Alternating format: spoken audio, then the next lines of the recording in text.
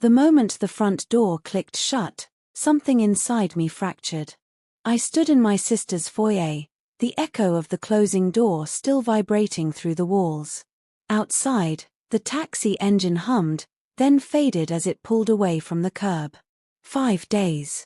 5 days of Caribbean sunlight and anniversary cocktails for my sister and her husband. 5 days of babysitting my niece. 5 days of what I thought would be simple. I exhaled slowly and turned around with a smile already forming. "Okay, Ellie," I said brightly. "What's first? Pancakes? Movie marathon? You can pick." But Ellie wasn't reaching for her tablet. She wasn't opening the speech app she used to communicate. She wasn't even blinking. She was staring at me. Not blankly. Not shyly. Intently. There was something in her eyes I had never seen before in her 8 years of life. Fear. And urgency. Then she opened her mouth. "Aunt Claire," she said clearly, her voice smooth and steady, "don't drink the tea Mom made. She's going to hurt you." The world didn't tilt. It dropped. I was still holding the yellow thermos my sister had pressed into my hands minutes earlier. "Herbal stress blend," she had said sweetly. "You look exhausted, Claire. You need to take better care of yourself." The thermos suddenly felt heavy. Dangerous. I stared at my niece. You can talk." Ellie swallowed. Her chin trembled, but her voice didn't. "I always could. Let me rewind 6 hours. My name is Claire Donovan. I'm 32 years old and work as a senior accountant at a mid-sized firm in Columbus, Ohio. My life is quiet. Structured. Predictable. Numbers don't betray you. People do." That morning had been peaceful. Coffee. Silence. A rare Saturday without deadlines. I was sitting at my small kitchen table when my phone rang. My sister. Victoria Hale. 6 years older than me. 6 light years away from me emotionally. Her voice was syrup-sweet when I answered. "Claire, I have the tiniest favor." That tone always meant it wasn't tiny. She and her husband, Daniel, had booked a last-minute anniversary cruise. 5 days in the Caribbean. "Romance is important in marriage," she said, dramatic sigh included. They needed someone to watch Ellie. I didn't hesitate. I'd love to. And I meant it. Even though communication took effort, I adored my niece. She had these enormous observant eyes, like she was constantly cataloguing the world. When I read to her, she'd lean into me, her small body warm and trusting. Victoria always said Ellie had been diagnosed with a rare neurological condition at 3. "She'll never speak normally," she'd said once, carefully dabbing at invisible tears. I never questioned it. Back then, I was living in Chicago building my career. I wasn't present for Ellie's early milestones. I didn't witness the day she supposedly stopped speaking. I trusted my sister. Why wouldn't I? When I arrived at Victoria's house that afternoon, everything looked perfect. Too perfect. Designer luggage lined the entryway. Her hair was flawless. Her smile was just a little too wide. Daniel avoided eye contact. Victoria walked me through the house as if I hadn't been there dozens of times. "Ellie's pajamas are in the second drawer. Mrs. Harlow next door can help if anything happens. Oh. And I made you tea."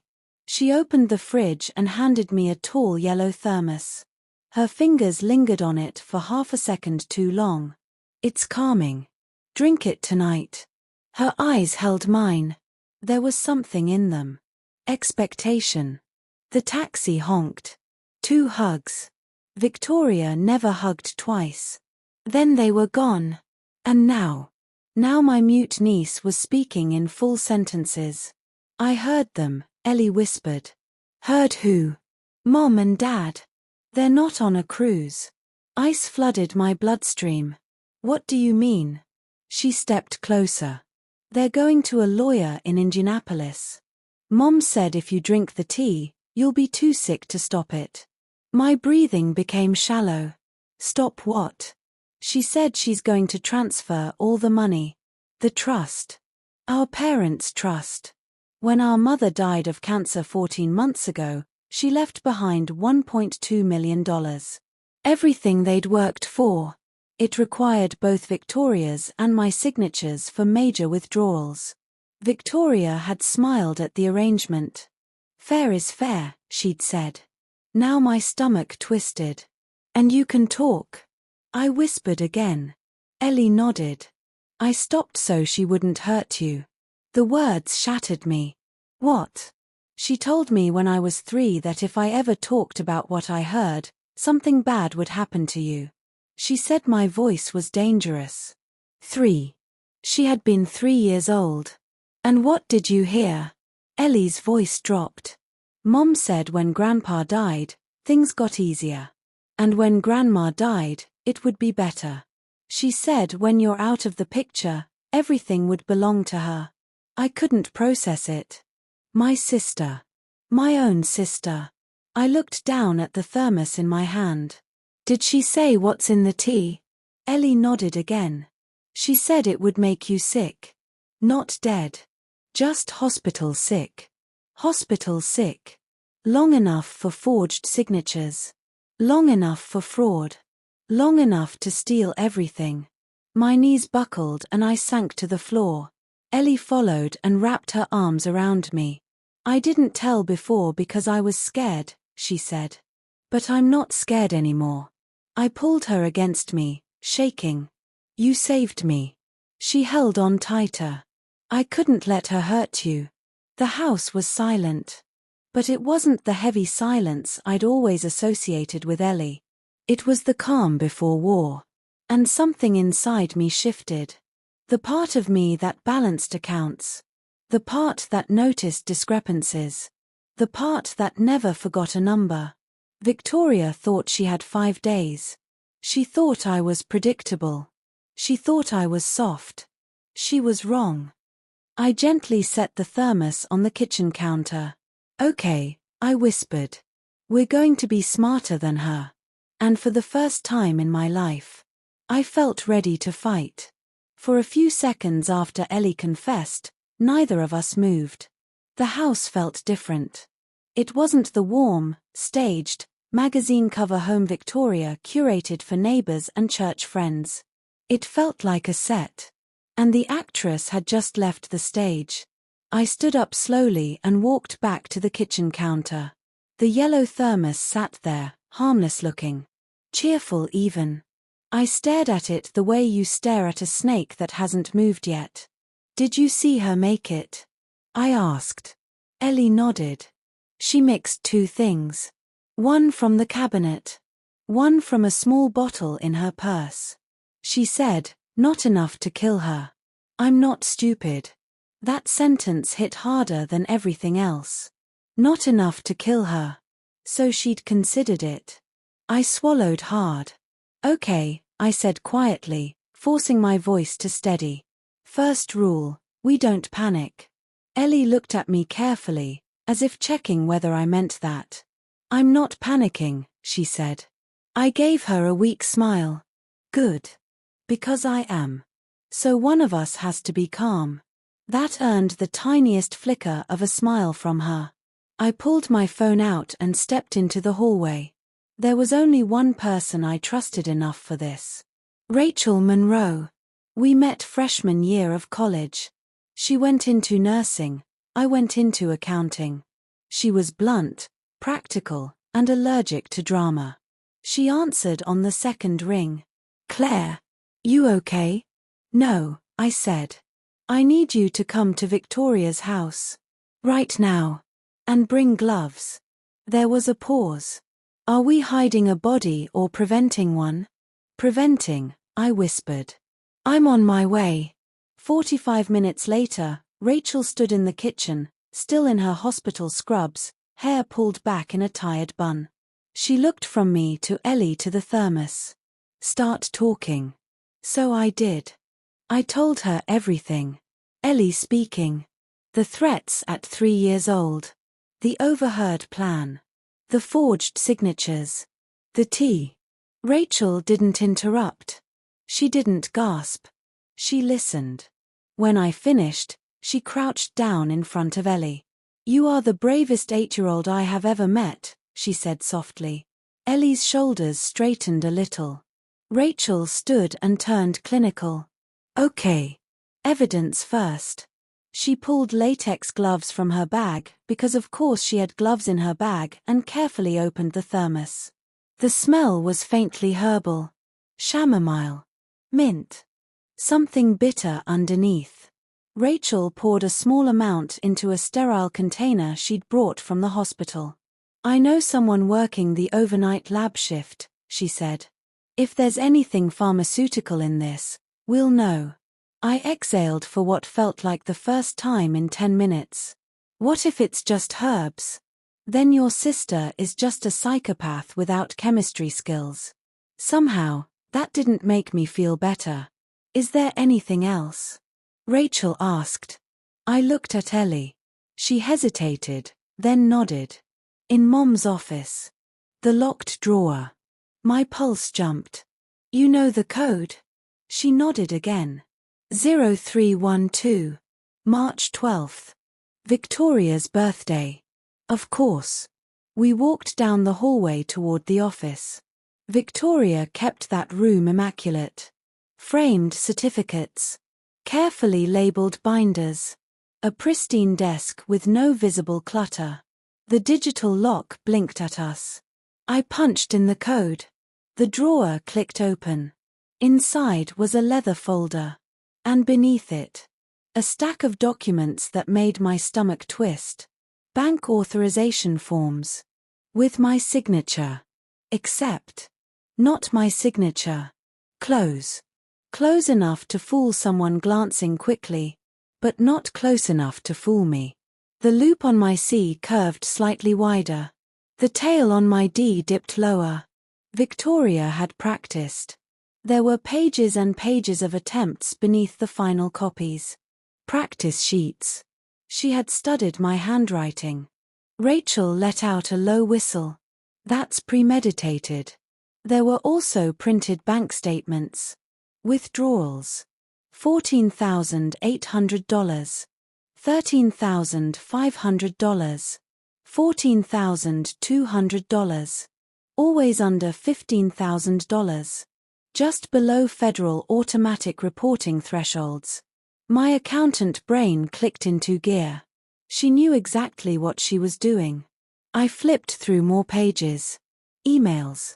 Between Victoria and an attorney in Indianapolis.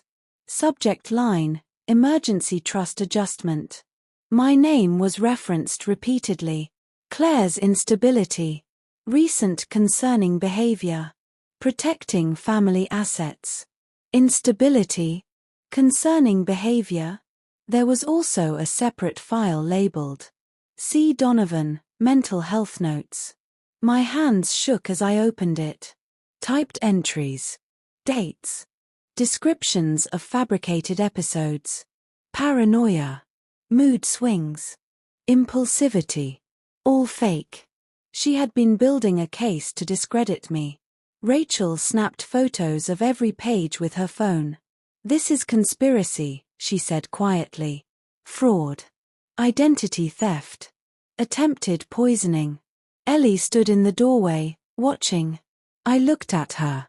"How long have you known about the drawer?" 2 years, she said. "Why didn't you tell me before?" Her voice trembled slightly. "Because she said if I ever talked, you'd disappear." My chest tightened painfully. 5 years of silence. 5 years of fear. For me. I crossed the room and knelt in front of her. "She lied," I whispered. "You never hurt me. Your voice saved me." She studied my face carefully. "Are you sure?" "Yes," I said, tears finally slipping free. "I'm absolutely sure." Rachel's phone buzzed. She answered. Listened. Then looked at me. "There's something in the tea." My heart slammed against my ribs. "What?" "A strong laxative compound." and a sedative herb in concentrated form. Not lethal, but enough to put someone in the ER for dehydration and extreme drowsiness. Exactly like Ellie described. Rachel's jaw tightened. She didn't want you dead, she said. She wanted you incapacitated, long enough to steal everything. I felt something inside me shift. Not panic. Not fear. Cold clarity. She thinks I'm drinking it tonight, I said slowly. Rachel nodded. So let her think that. The next call I made was to Evan Callahan, a former college classmate who was now an assistant prosecutor in Franklin County. He listened carefully as I explained. When I finished, he said, "Claire, this is federal. Because of the state lines?" "Yes. And wire fraud. And attempted poisoning." There was a long pause. "Do you want to press charges?" I looked at Ellie. She met my eyes and nodded once. "Yes," I said. "Then here's what we do." The plan was simple. I had to pretend the tea worked. I texted Victoria that evening. "Something's wrong. I've been sick all afternoon. Dizzy and nauseous. Might go to the hospital." Her response came 2 hours later. "Oh no. Feel better soon. Red heart. Don't worry about Ellie. Mrs. Harlow can help if needed." No call. No panic. No demand to speak to her daughter. Just a heart emoji. Rachel stared at the screen. She didn't even ask which hospital. "She doesn't care," I whispered. The next morning, Evan called again.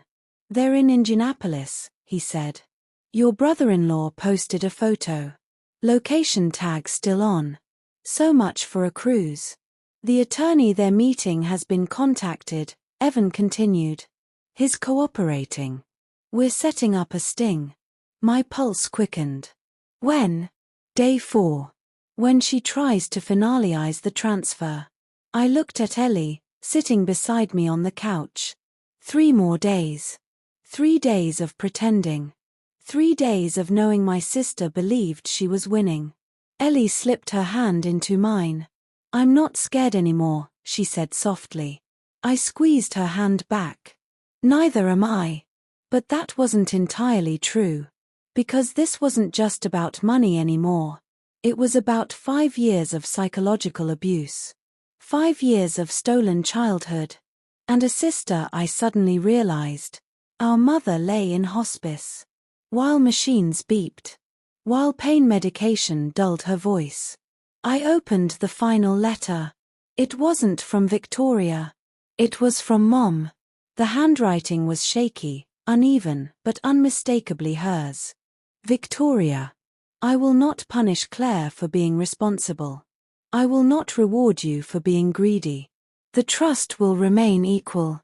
This conversation is over. I love you, but I am deeply disappointed in who you are becoming." Tears blurred the words. Mom had known. She had seen something in Victoria long before I did. I pressed the letter to my chest. For a moment, I was 12 years old again. Victoria winning awards. Victoria charming teachers. Victoria always knowing exactly what to say. And me. The quiet one. The organized one. The boring one.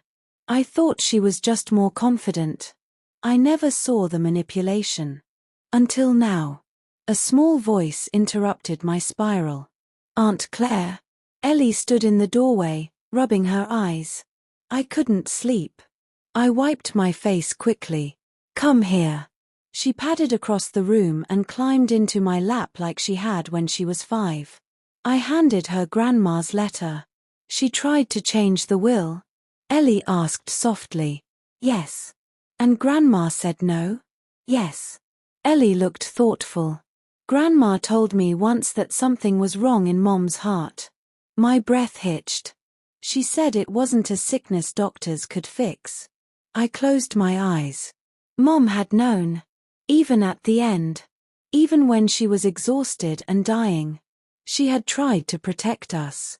"I think she trusted you," Ellie said quietly. "To what?" "To listen." That broke me. Because listening was the one thing I had always done. And yet I had never truly heard what was happening in my own family. The next morning, Ellie gave her official statement. A child advocacy specialist conducted the interview in a neutral office. It had bright rugs and stuffed animals and walls painted soft blue. The kind of place designed to make children feel safe. Our mother lay in hospice. While machines beeped. While pain medication dulled her voice. I opened the final letter. It wasn't from Victoria. It was from Mom. The handwriting was shaky, uneven, but unmistakably hers. Victoria. I will not punish Claire for being responsible. I will not reward you for being greedy. The trust will remain equal. This conversation is over.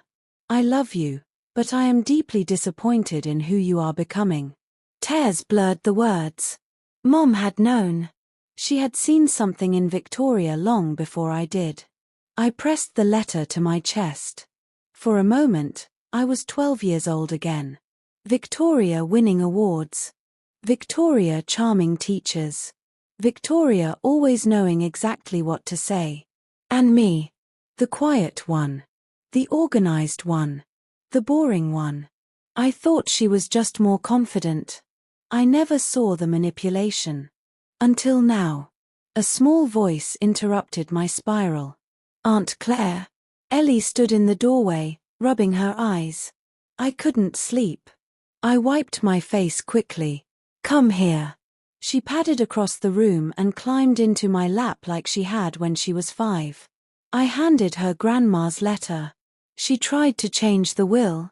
Ellie asked softly. Yes. And Grandma said no? Yes. Ellie looked thoughtful. Grandma told me once that something was wrong in Mom's heart. My breath hitched. She said it wasn't a sickness doctors could fix. I closed my eyes. Mom had known. Even at the end. Even when she was exhausted and dying. She had tried to protect us. I think she trusted you, Ellie said quietly. To what? To listen. That broke me. Because listening was the one thing I had always done. And yet I had never truly heard what was happening in my own family. The next morning, Ellie gave her official statement. A child advocacy specialist conducted the interview in a neutral office. It had bright rugs and stuffed animals and walls painted soft blue. The kind of place designed to make children feel safe. I sat behind a one-way mirror with Evan and Rachel. Ellie's legs dangled from the chair as the specialist spoke gently. Can you tell me what happened when you were 3? Ellie swallowed. My mom said if I ever talked about what I heard, my aunt would get hurt. What did you hear? That Aunt Claire needed to be out of the picture. The room behind the glass went completely still. Ellie continued. She said when Grandpa died, it made things easier. And when Grandma died, it would be better. And if Aunt Claire was gone, everything would belong to her. The specialist's voice remained steady. And how did that make you feel? Scared. Why did you stop speaking? Because I love my aunt. Rachel wiped tears from her face. I couldn't move. 5 years. 5 birthdays. 5 Christmas mornings. 5 school years. All spent in silence. Because a 3-year-old believed her voice could kill me. Ellie described the tea. The hotel in Indianapolis. The plan to forge documents. Her voice trembled once. Only once. Then she steadied it. When the interview ended, she came running into my arms. My throat hurts, she said. That's because you've been brave, I whispered. That evening, Evan called. Everything's ready, he said. Tomorrow at 10:15 a.m. Indianapolis. The attorney's office is cooperating. Police will be present. I exhaled slowly. And Victoria? She thinks you're still sick. Good. Let her think that. Let her believe I was weak. I sent one final text that night. Doctor admitted me for dehydration. So embarrassed. I'll update you tomorrow. Her response came 10 minutes later. Oh Claire, I hope you learn to take better care of yourself. The audacity made my hands shake. Learn to take better care of yourself. From the woman who drugged my tea. I didn't reply. I didn't need to. Tomorrow would speak for me. That night, Ellie crawled into bed beside me. Is it over tomorrow? She asked. Yes. What happens to Mom? I paused. She faces consequences. Ellie was quiet for a long moment. I don't want her to die. She won't. I just want her to stop being scary. I kissed the top of her head. I know. The hardest truth settled in my chest. Victoria wasn't a monster in movies. She was something worse. She was human. Calculated. Jealous. Entitled. And tomorrow, her mask would fall in front of strangers who couldn't be charmed. Ellie fell asleep with her hand wrapped tightly around mine. I stayed awake. Waiting. For morning. Victoria arrived at the Indianapolis attorney's office confident and composed. Jared was already inside, wired and cooperating with detectives. She presented forged documents claiming I had agreed to transfer my share of the inheritance due to medical incapacity. Minutes later, detectives entered the room. They presented evidence of the altered trust paperwork, bank transfers tied to Jared, the lab report confirming sedatives in the tea. Victoria tried to smile it off at first. Then she tried to blame Jared. When that failed, she turned cold.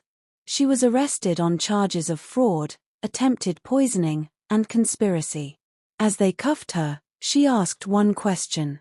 Where is Claire? She finally realized. I was never sick. Victoria demanded a lawyer, but not before making one fatal mistake. She insisted I had always been fragile and that she was protecting family assets. Detectives confronted her with Ellie's recorded statement. That cracked her composure. For the first time, she looked afraid. Jared officially turned on her, providing messages and voice recordings proving she planned everything. The district attorney filed formal charges. There would be no quiet settlement. The story spread quickly through extended family and local media. Some relatives were shocked. Others admitted Victoria had always been manipulative. I stayed in Chicago with Ellie under temporary guardianship. Child Services reviewed everything. Therapists confirmed long-term psychological coercion. Victoria was denied bail due to financial flight risk. For the first time in years, Ellie slept through the night. Months later, the courtroom was silent as Ellie testified via recorded deposition. Victoria avoided looking at her. The prosecution laid out forged legal documents, poison evidence, financial motive, recorded planning conversations. Victoria's defense tried to argue family misunderstanding. The jury deliberated less than 6 hours. Guilty on all major counts. She was sentenced to prison. Ellie chose to live with me permanently. The court approved the guardianship. Speech therapy helped her rebuild confidence not because she couldn't speak, but because she had learned silence as survival. We sold the house. Split the trust exactly as Mom intended. Fair. Equal. Clean. One evening, months later, Ellie sat beside me on the couch and said, I'm not scared anymore. Neither was I. For the first time, our family story wasn't about manipulation or silence. It was about listening. And this time, I finally did.